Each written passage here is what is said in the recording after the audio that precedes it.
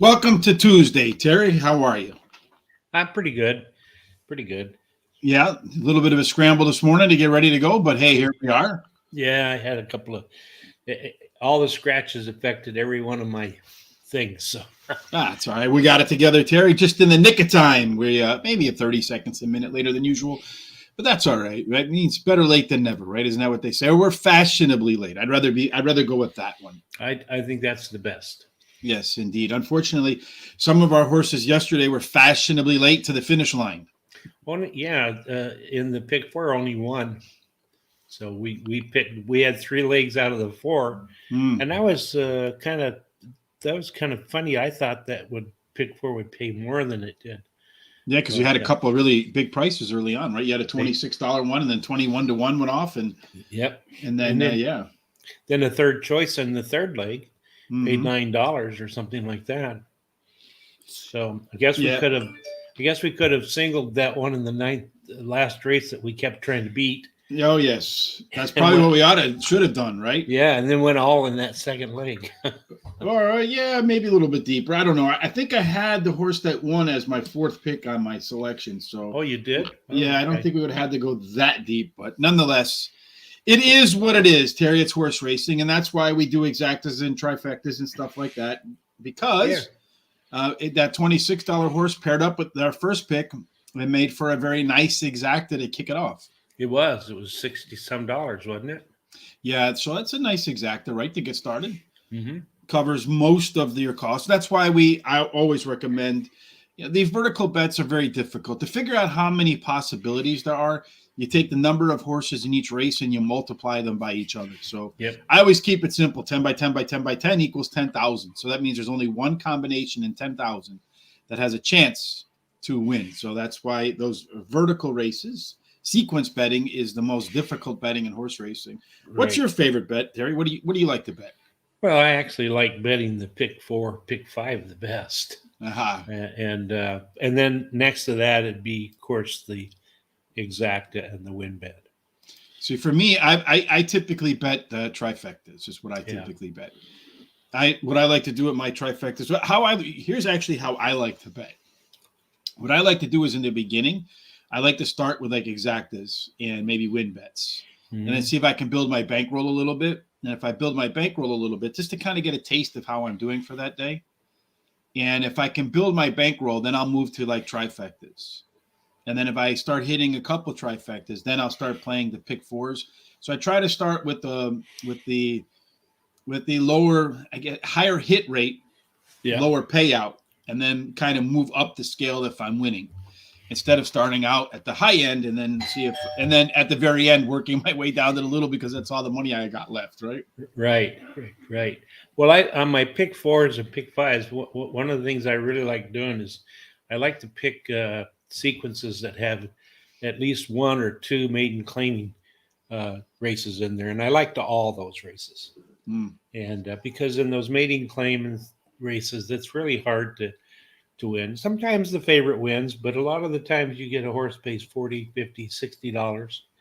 And I've gotten some pretty nice size pick 4, pick 5s doing that. And what I'll do is all that race, and then I'll have a couple of horses in the other legs that I think have a really good chance. And if you can hit it like that, I've won $8,000-$9,000 pick 4s and pick 5s in the past doing that. So. Yeah, I should have did that on Sunday night over at. I didn't even need to go all. I just needed to add one more pick to the first leg of the pick 5. It was $12,000 for 2, $3,000 for 50 cents, and I had the pick 4, but I just didn't have the pick 5. So I wish I had one more horse early on. Yeah, I'm trying to squeeze everything. Like when you got like a rag and you're trying to squeeze water out of it, I try to squeeze everything out of it I can to do as little as I can. But any case. Yep. Well, every time I do that, take one horse out because I want to save some money, save maybe $12 to $20 or something like that. That's the horse that always beats me. Absolutely. You just, everybody should thank you. Send you thank you notes that had that horse, right? Terry, thank you for taking that one out. I agree. So I want to talk a little bit about those tornadoes, Terry. They were in Kentucky, and yesterday we kind of ended on that. And hopefully, people's lives are starting to come together. I saw a heartwarming story of a gentleman who didn't live too far away from that town, Mayfield. Went out and bought a lot of food, brought a smoker with him, and they made a lot of food for the people in that area. But obviously, nice. It's extremely nice, and God bless that man. He deserves to hit our pick 4 today, Terry. But Kentucky is big on horse racing, and it looks like, according to Horse Racing Nation, the horse racing industry was largely spared most of the worst of that storm. A couple of them, Kentucky Downs and Ellis Park, those two were pretty close, I guess, to the bad weather, but managed to escape this time. So that's positive news there. Yeah, right? It is. It's very good. Yeah, because we've had so many negative things happen in horse racing in the last few weeks that this is a good positive thing. And I know that they've set up some GoFundMe accounts, the horse racing industry there in Kentucky, to help some of these people that have really had a terrible financial loss. So maybe we can get some of those, Terry. And not only is it important that the tracks are spared, farm as well. Yeah, that's important too. The horses, right? And the people, and the folks who live on site. So a lot of people don't realize there's people who live at the track during the meets, right? Right.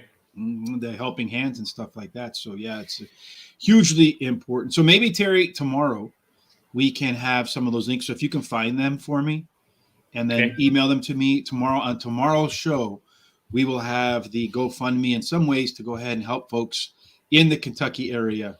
Tom says that he was at Ellis a few years ago when the tornado blew through. I've never been in a tornado. I've seen the funnel cloud start and then stop here in Chicago.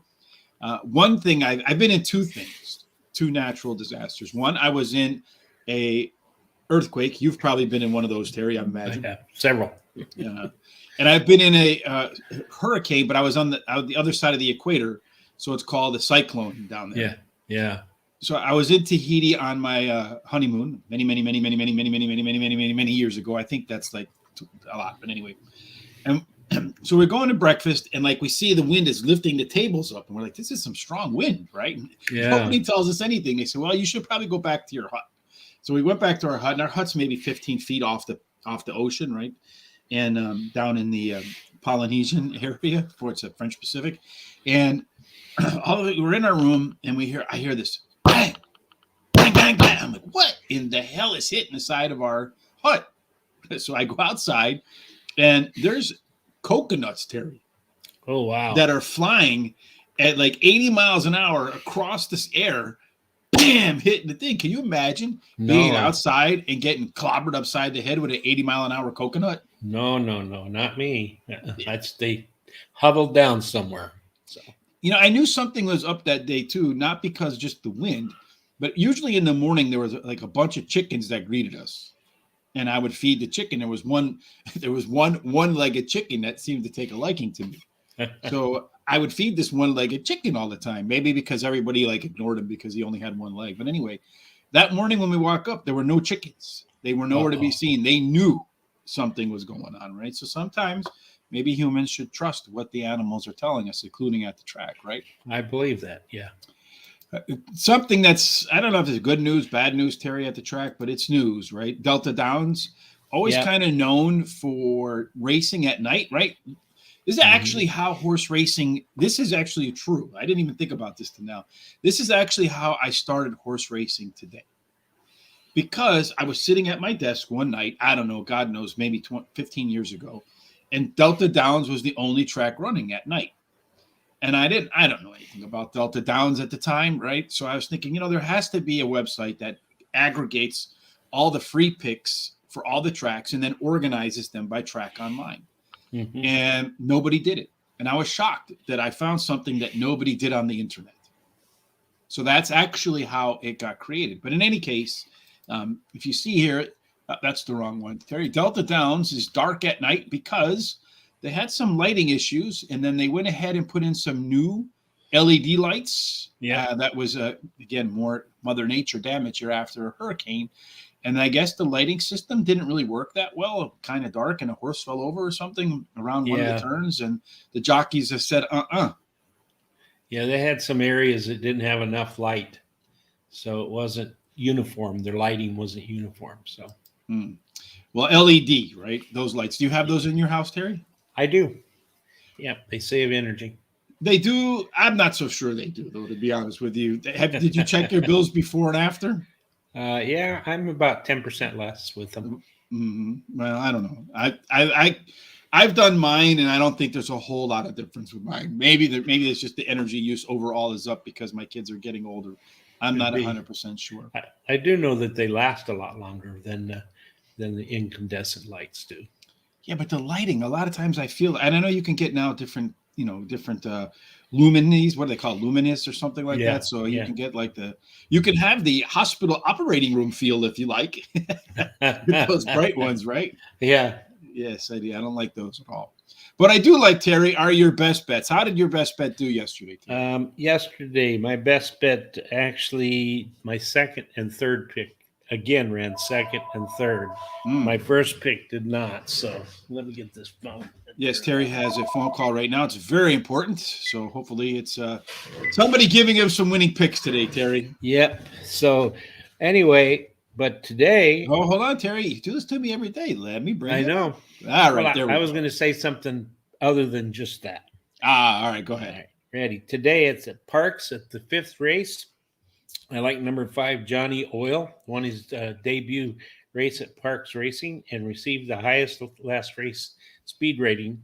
Actually tied with another horse, and he has jockey DeLuca Joseph in the last 17 days has won 5 out of 14.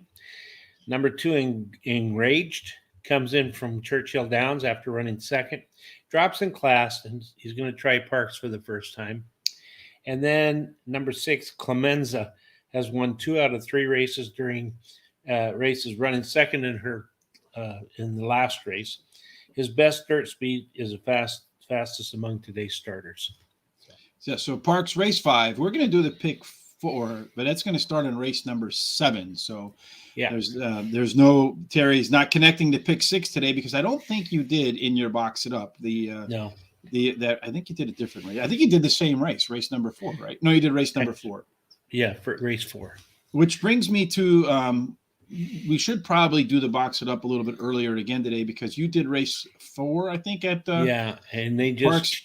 And 3 just ran. So let's go ahead and do the box it up. So Terry's doing race 4 at Parx, which is tell us what you have here, Terry. I have number 8, Talia Laterbug, and then number 4, Cindy's Prayer, number 3, Shirley Green, and number 1, Cartouche. Yeah, that's coming up pretty soon at race number 4. And what we do with our box it up, Terry and I, we do a 50-cent. We do $1 superfecta. We do a $1 super. We start from the top. $1 exacta box with our 4 picks.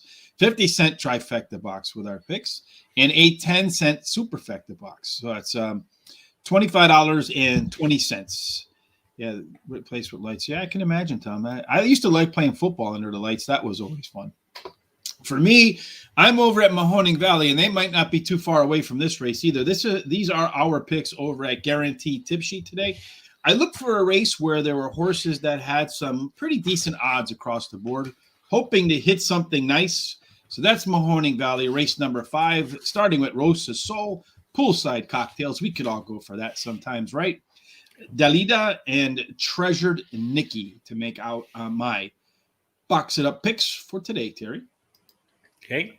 All right. So now we'll head on over back to Parx. We traveled from Pennsylvania to Ohio, back to Pennsylvania, Terry, for our pick 4 today, the Fly 4, with Parx races 7, 8, and 9. Starting off in race number 7, Terry, it is a 1 mile claiming race for $5,000, a purse of $18,000, non-winners in one lifetime. They've run 206 races at a mile so far, Terry, at Parx. 155 of them were won by what you would classify as speed horses, so horses that are near the lead. First, second, or third is, I think, how they define them. And 58 of the 206 ran wire to wire. It does not look like there is a really too much of a post position bias, so you can win from anywhere on the track here, Terry. There's a few scratches impacting this race, so it's down to 7 runners. Who do you want to start with? I like number 7, Wagon Boss. Wagon Boss has the highest last speed rating in the race, and the trainer wins 34% of the time when he brings a horse back after 46 to 90 days break. Mm-hmm. Actually finished third against Tupper last race, and the shorter distance could help his running style. So, yeah, if I look at this race, Terry, one of the things I do like a little bit about this horse is he ran a little bit better times in his last race than the previous race. It was one of the better bet horses. Has tried Parx once before and has some very competitive numbers in there. I do like the fact that in its last couple races, it's shown a little bit more interest late, although last time out it did not. So making the first start off a claim for Mary Pattershaw, it's only a 19% winner, but nonetheless, it's a good number. I think the horse can run well off the start and should be one that's close to the front and then has a decent kick. So I do like that. I also like its gate mate, Terry, if you will. Number 8, Color Guard. Color Guard is making the third start off a layoff, and the last race it showed some nice improvement in its early and mid-pace numbers, and it's doing, as I say, stepping up the ladder. So the performance from race 1, number 2, were better despite the decline in the speed figures. So that doesn't concern me that much. Looking at the fractions, they were about the same, Terry. Probably ran into a little bit of faster field. Was the betting favorite last time. And now we're going to see those odds move up a little bit. So I like the 8 horse because I do think third time off a layoff, improved early numbers last time out, could result in a better finish this time. Yeah, I like the 8 too. It's my second pick. Has the best dirt speed among today's starters, highest speed figure at today's distance. Actually finished 5 out of 9 times in the money at today's distance. And he's ran at Parx once before and ran a third. Yes, indeed. Who else do you like here, Terry? I like number 12, Military Hop. Military Hop has a high percent trainer and jockey who in the last 14 days out of 16 starts have won 6, second twice and third once. He drops in class today, and I think he has a pretty good chance. He actually had a little trouble in his last race. So, you know, interestingly, Terry, if you look on here, I was reading a book last night about horse racing. I spent a lot of time trying to learn about new angles and stuff like that. And one of the things, so one of the chapters was about late bloomers versus like the early prodigies. So 2-year-olds that run really hard and they do very well. And then you have like the other horses that don't start till later on. But anyway, one of the sections on the book was exactly about something that I see in this horse. So I don't know. I haven't really followed it or not, but according to the book, they studied a ton of races. 5-year-olds that get gelded have this really weird payout. And I don't know if it was just an anomaly or 5 years old is where the horse starts to, maybe some of the late bloomers begin to mature, but the 5-year-old gelded angle had like a 30% ROI on a ton, like 1,000 horses that they studied. So here you have Military Hop. You can see here it is 5 years old and just got gelded. So I don't believe in coincidences, Terry. We read yesterday. Yeah. I read yesterday about 5-year-olds being gelded, and the next day there's a horse, a 5-year-old gelded horse. So maybe that's something that plays out. I don't know. We'll find out. But when I saw that, I was like, hey, I'm all over it. Yeah, but the only problem is now I see it's been scratched. So 5-year-old gelded scratch. So for me, Terry, it wasn't scratched a little earlier because I checked. No, it wasn't. So for me, the next horse on the board, since we can't put that one in, is the 3 horse. I don't know why I put the 5 in there, Terry. Is that a horse that you agree with or no? Yeah, I like the 3. All right. Why do you like the 3? I like the 3 for a simple reason that put you on a spot. All right, Terry. Yeah. Okay. No, I like it because it ran at Parx several times, It's won 5 out of 15, which is pretty good. And Yeah. it likes the distance. It's ran 3 times at this distance and finished in the money all 3 times, winning one of those races. So, yeah. I do like the 3 because when you look at Parx, those early, as I mentioned, speed does tend to win. So Droopy's Lightning has a lot of early pace figures that are higher than most of the other horses in this field. So I expect, last time out, despite the fact that it was running, the numbers don't look very good at all, but it did face some faster fractions than it's used to and ran some pretty similar times. So that's the reason I like that horse. So that means we're down to less runners, Terry. If there's anybody we're going to put to the side, is there any horse, or you just want to kind of stop with this? I put the 9 Boat Over the Hill to the side. Okay. And, in case there's a scratch. So fantastic. Race number 8, Terry, is the same in terms of distance and surface. It is 1 mile. Again, speed wins, particularly horses that probably are running second or third. This one is a maiden special weight, Terry, for Pennsylvania registered breds, 2-year-olds. So you can get just about anything happening in this race, Terry. I'm going to start a horse with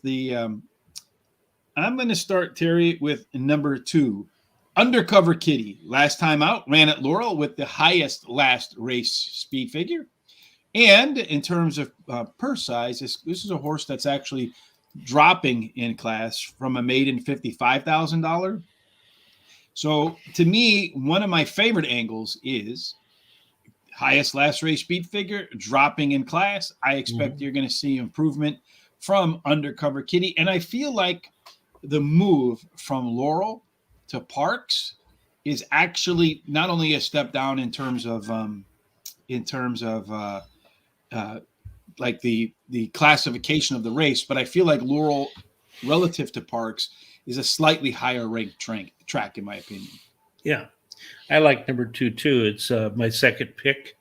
It's as you said, ran a really good race last time and dropped in class. Trainer wins 29% of the time on his second career race when his mouth runs second time. So and that's what we got here today, Terry. Second time runner. Who else do you like? I like number 3, Angels in Denver. Angels in Denver, been knocking at the door, finished in the money 3 times. Has a really good trainer and jockey, Frankie Pennington, who's winning at a 24% clip, and John Service, who's winning at a 23% clip. He was a favorite last time and beaten. Been favorite the last 2 times. And anytime the trainer brings a beaten favorite back, he wins 28% of the time. I would definitely expect Angels in Denver to be on the lead because it's going from a sprint to a route. And even on the sprints, the horse was on the lead, running some pretty aggressive early pace numbers. And a lot of times when you see a horse go from a sprint to a route, even horses that don't show speed in sprints tend to show speed when they're making their first route. So I expect you're going to see the 3 horse up on the pace, Terry, and be the one that everybody has to catch in its second start off a layoff. So the only thing that concerns me a little bit is the horse does fade at the sprint distances. So maybe that could be an issue in this race. I hope it can get to the lead because, as I mentioned, its pace figures are considerably better than anybody else's early on. So it should be able to clear this field and hopefully run fractions that are comfortable enough to go from beginning to end. This also was the favorite last time on, as you mentioned. So the next horse for me, Terry, is number 5, Loose Ends. It's another one that's going to be closing, Terry. And it's the first time gelded angle, but this is a 2-year-old, not a 5-year-old. And what I also like about this horse is it's a February horse. So it's a little bit older than some of the March, April, May horses in the field, which could give it a little bit of an advantage, Terry. But I also like the fact that in its first start, when you look at its pace figures, there wasn't a huge drop off at the end. So a lot of times with these first time starters, you'll see when you look at the early pace numbers, there's some good early pace and then it dies at the end. I don't think that's a bad word for horse racing. It gets sluggish at the end, right? They decline at flattens the end. out. Flattens out. Yes, indeed. But in this case, the speed numbers remained the same. And the horse was the betting favorite. So I expect to see a better effort from loose ends. And I really like those debut horses. Here, let me pull it up real quick so I can show you. I really like those debut horses that don't have a big drop off. So you can see here when you're looking at these, when you're looking at the in race pace figures, you actually see them improve as the race goes on. Yeah, I like to see that, especially out of a first time starter. that's good. Yeah, I like that horse too, so I won't have any problem putting it in. It has a pretty good workout on December 8th. All right. And what else do you like in here, Terry? Number 7, Icy Cold. Icy Cold ran second in its first race at Parx. Has a really good trainer, same trainer as the one earlier I talked about, John Service. Mm-hmm. And it has a really hot jockey, Abner Adorno, who's won 3 out of 9 races. So Yeah, and the horse is coming back. Ran last on November the 23rd, so not all that far away. It was almost a little more than 2 weeks. I like a lot of times when trainers do turn a horse around. I expect Icy Cold will be behind the 3 horse. They'll probably go out 1-2, Terry. Yeah. And then the question is which one of those 2 has a little bit better later kick. My hope is that they don't burn each other out, though, Terry. That's my fear. We saw that yesterday in one of our races where we did. We had 2 horses that were on the lead. It had like a 3 or 4 length lead on everybody else. Yeah. And then just died at the end because they were going too fast. And I never can quite understand how that works like that, right? Yeah, it's hard to, but although I'm not a jockey, so I don't know what they're thinking or what's going on, but it's hard to understand. Tom Brady's in the house. Congratulations, Tom, on those Super Bowl rings, my friend. You're welcome to join us on the show anytime you want. We would definitely like you to be a guest when we do our Kentucky Derby show. So, Tom, get in contact with us at gtsrichb@gmail.com. We'd love to have you on the show. Yeah, tell him that he's asking about the He's the 3 or 7 in race 4, which they're about probably to get started. Well, that was your 3. That was your best bet of the day, right? Not in the 4th. 4th was the box. So I like the 3, Shirley Green. So let me bring this back up for you, Tom. This is Terry's what we call box it up. And what we do with the box it up is we take 4 horses, $1 exacta box, 50-cent trifecta box, 10-cent superfecta box. Here's Terry's picks for race number 4. Is that race about to go off, Terry? Yeah, it is. It's they're about 1 minute to go. So yeah, right. So let's see how they play out, right? Okay. We'll actually be able to do it live on the show. So here we go. All right, Terry. So in race number 8, if you wanted to add anybody else, who would it be? Number 4, Bench Press. Ran second last time out at Parx after coming in from Penn National. And the trainer wins 21% of the time with maiden special weight. And they are adding blinkers today. Yeah, for me, it would be the same horse, Terry. So we'll move off to race number 9, Terry, which is a 7-furlong race. So a little bit different, shortening up by a furlong. And they run 200 races at the distance, Terry, and surface, of which 140 were in the first 3 at the quarter-mile marker. 74 of the 200 went wire to wire. It looks like you want to be post 7 and in because they have pretty even win rates. It drops a little bit if you wear an 8 or more. And it's funny because I'm going to start with the 8 horse, Terry. Okay, good. Platinum Ice. Good. Why? You were going to start with him too? Yes. All right. Well, why were you going to start with him? Well, because he won that first race very easily, and he won it by 5 3/4 lengths. He had one of the highest last race speed ratings, and he had the best dirt speed among today's starters. And he won it at 5.5 furlongs. Now he's going 7, but I think he can handle 7 furlongs. So the reason why I like her, Terry, is because she did run the highest last race speed figure, as you mentioned, a tie in the maiden debut, which is one of the few times. So when I looked at it, I'm always kind of like, if a horse won its maiden race, I'm skeptical about the next race, right? Yeah. And then, so I look back at almost all of these horses are coming off. The only win that they have is the maiden win, right? Right. And because the only horses, they're all coming off the maiden win, I like the fact that this one's coming off the debut win, with the highest last race speed figure, which is probably about the only time I consider a maiden winner moving in to like claiming ranks or allowance ranks or whatever it is that they're running into. I rarely take them if they're in like a stakes race. So this one's moving up to an optional claiming. So it won the first time at the highest level of any of these horses. There's a couple others that won at maiden claiming 25,000 like it did. Mm-hmm. But coming off the debut with the highest last race speed figure, actually, I feel like this horse is, you can't really do it in maiden, although I did later on, but I almost feel like this horse is a single for me. Yeah. Number 5 is One Wild Woman. That would be another one that I would consider, Terry, because it won a mile. And so it's shortening up a little bit. Last time out, it won by 7 1/4 at Parx. And a very similar speed figure as the 8 horse, but not quite as high. So for me, One Wild Woman is the way is the one I want to add next. Yeah, I'll go with that. Like you said, it won its last race pretty easily. Pulled away from everybody. So that's all right with me. All right. So what else is all right with you? I like number 7, Jerusalem.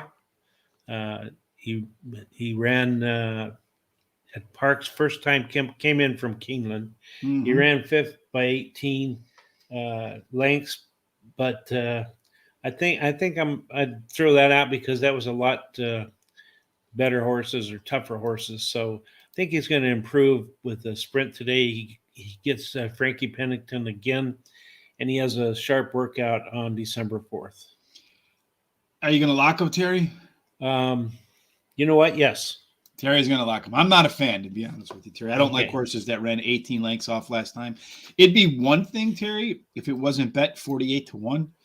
That tells me nobody at the track liked that horse at all. So we'll see. Hopefully it makes a liar out of me, which is nice. Very possible. But to me, I want to see a horse take and it's funny because this was something else that I read in this book last night. It's funny how these things are popping up the very next day. But it mentioned like invaders. A lot of times when a horse travels from like a horse that's been out of form, travels from one track to another track, sometimes the new surroundings can stimulate that horse.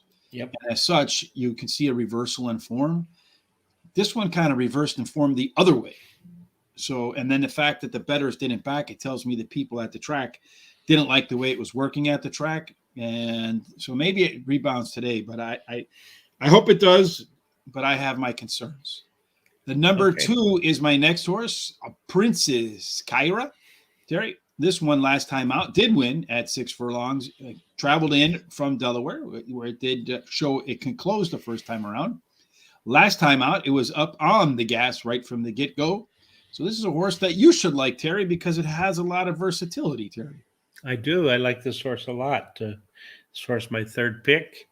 Like you said, it shows it can either run close to the pace or come from behind. It has a nice workout of 101. And let's see what else I like about it. I like the workout. That's good. I'm sorry I was a little distracted because I watched the end of the 4th race at Parx where I hit the trifecta. Yeah, all right, perfect. So how did that come in? Came in 3-1-8.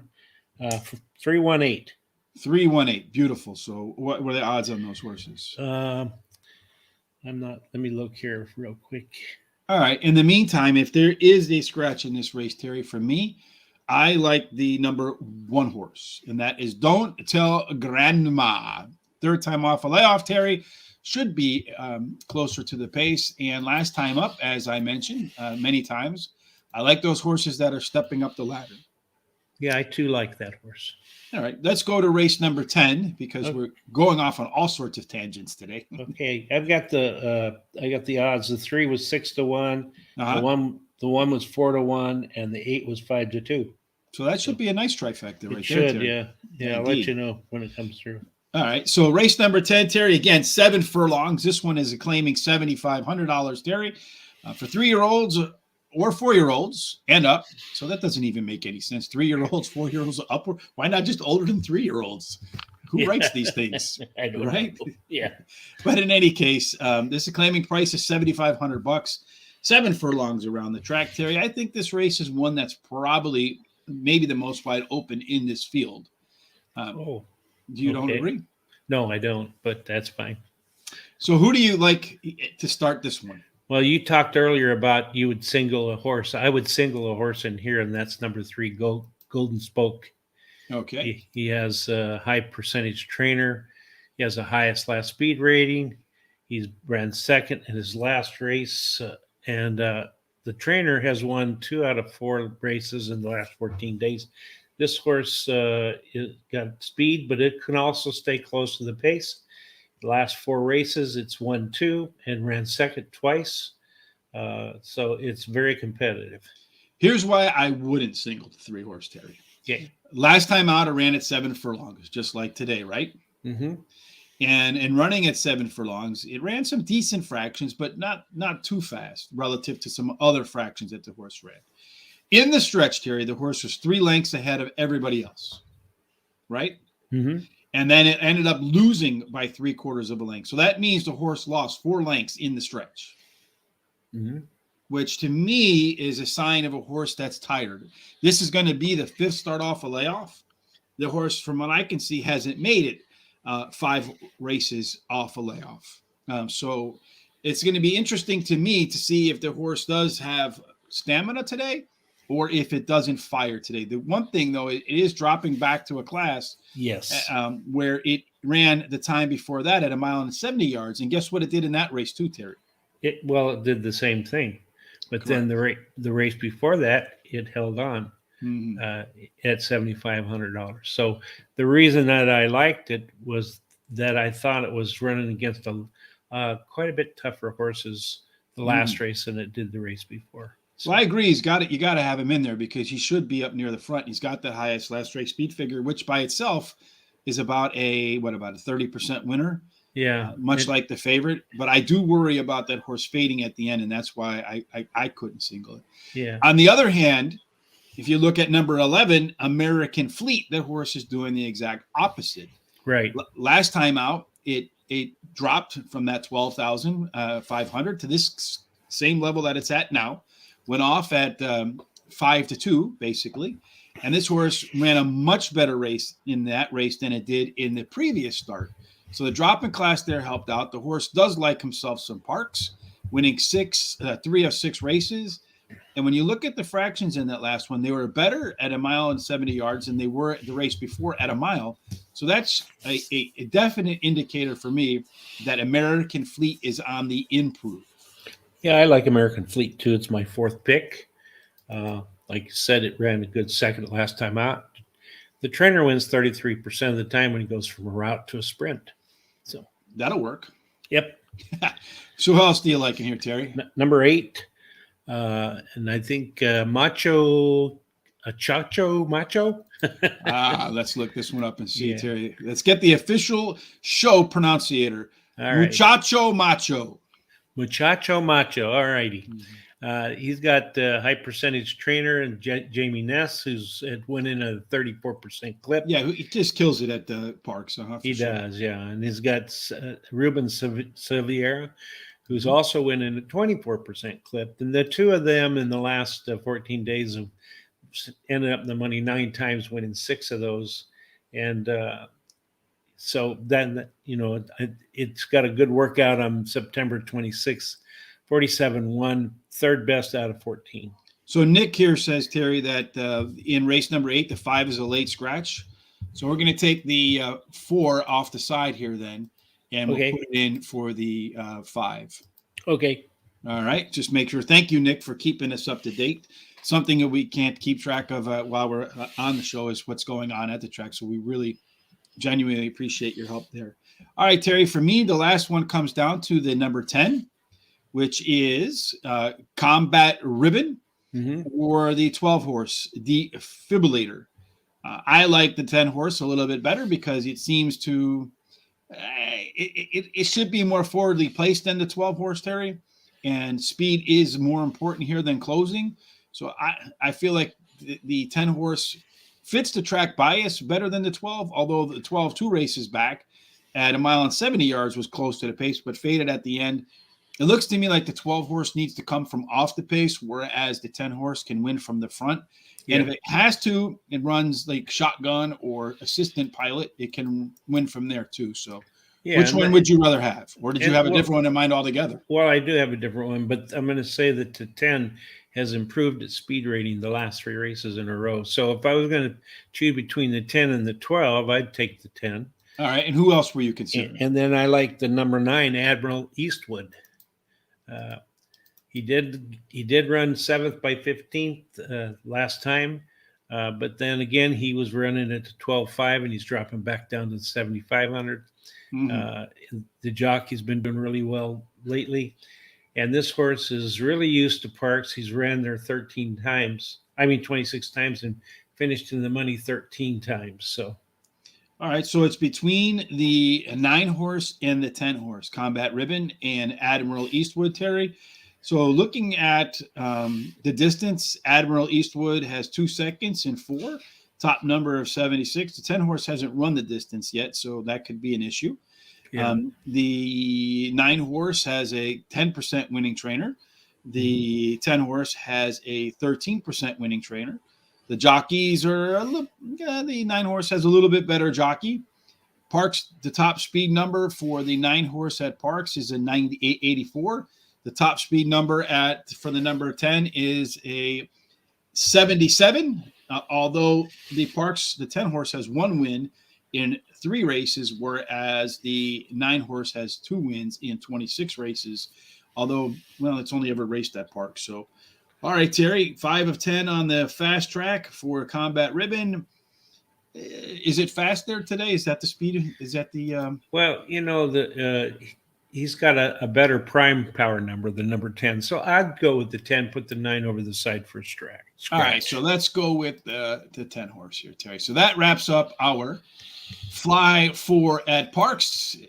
This is our expensive ticket, the $96 one. Again, I would always think about using these horses in exactas, in trifectas, in doubles, and any sort of in-race selections, because as I mentioned at the top, hitting the vertical races is the most difficult bet to hit in horse racing. And that's why I like to start with exactas and then move on to trifectas and move on to super pick 3s and pick 4s, as I mentioned at the top of the show. So recap, we have the 3, the 7, and 8 in race 7, 2, 3, 4, 7. We did originally have the 5 there, but thanks to Nick B, we popped them out, put the 4 in there. Race number 9, the 2, 5, 7, and 8. And then in race 10, we have the 3, the 8, the 10, and the 11. Hopefully, Terry, we hit today. Yep, hopefully. And I got prices from that last race. The exacta for $1 paid $38.10. Nice. And the trifecta for 50 cents paid $73.50. And again, that was what we're talking about. Terry hit his box it up today. Oh, that's the wrong one. Let me put the right one on there. Terry hit his box it up. What was it? 3, 4, and 1? Yes. All right. No. It was 318. 318. Where did the 4 finish? He didn't. He finished, I think, 5th or 6th. Oh, too bad. Would have been nice to get that. Super. Number 6 ran 4th. So. All right. So Terry's boxed it up. Paid for the day already, right, Terry? It did. Paid for my day. Yeah, absolutely, for sure. So let's look at how we did our fly 4s, and we might have to our hot dog pick 4s. There might be some changes in here. Well, I have the 5 in race number 8, so I'm going to have to change that out. I'm going to change it then to the 7. So, Terry, walk us through what you have, Terry, and then I'll go ahead and make the change. Okay, in the 7th race, I have the 7, 8, 12, but the 12 scratched. So I want to change it out for the 3. So all right, 3, 7, 8. All right, so you want to change it for the 3, okay? Yeah. And then in the 8th race, I like the 2, 3. 9th race, I like the 2, 7, 8. And in the 10th race, I like the 3, 8. All right, so because of the scratches in here, we'll have to change this real quick. So let me pull up on the screen the right one, Terry, if you don't give me just 1 second so that I can pull it on the screen. Here we go. Just a little bit of adjusting, a little bit of down. All right, so here we go. So let me just change this off. So here is the right pick 4s, Terry. They're both what in the hell? I got to press the right button here. All right, there you go. So here are the right ones. Race number 7, Terry likes the 387. We both have the same horses in the first leg. You have the 2-3. I added the 7. Like I said, I singled the 8 in race number 9. I feel like in the sequence, when you look at that horse relative to the rest of the other horses, he won at the same level, the highest level any of the other horses won at. Should improve in the second race. And, that debut highest last race speed figure is an angle I like. And then Terry has a 3-8 to close it out. I have the 3-8, 10, and 11. Both tickets, I think, are $18. All right, Terry, that was a all over the place show today, right? It was fun, though. Indeed, I had a good time. Any final thoughts before we get up out of here? Tuesday, by the way, tomorrow we're going to do Tampa Bay Downs for our pick 4. So if you're a Tampa Bay fan, come check us out. Again, we'll be here live at 1 o'clock. If you hit the subscribe button on YouTube and the bell, it'll notify you when we go live. Follow us on Twitter or Facebook, as you can see on the scroll bar below, at Horse Race 2, the number 2, Day. The handle is the same both at Facebook and Twitter. Right before we go live, our Swiss Army Sean will socialize what we're going to talk about, the tracks we're going to do, and all that kind of good stuff. All right, Terry, any final thoughts before we get out of here? Yeah, with all of the tragedy that's happened in Kentucky, Tennessee, and those states there, and it's just very sad. What's really, really good for me is I love seeing all the people that come to support them and all the wonderful people. You always hear this negative news about crime and that sort of thing, but I like the fact that people are coming to the aid of those people in that area. Oh, yes, indeed. Good news, right, doesn't travel as fast as bad news, right? No, it doesn't. I went to journalism school. I could tell you some really terrible stories, I guess, about some of the people I was surrounded by. But the whole thing, if it bleeds, it leads, is absolutely, unfortunately true. And then, if it's scandalous or sensational, then whether it's true or not, it still makes the news. But thanks again for bringing that up. Tomorrow, Terry and I will have a couple of options for the horse racing, our Horse Racing Today community. If you head on over to Horse Racing Today every single day, you'll find Terry's Best Bet there, in case you missed that.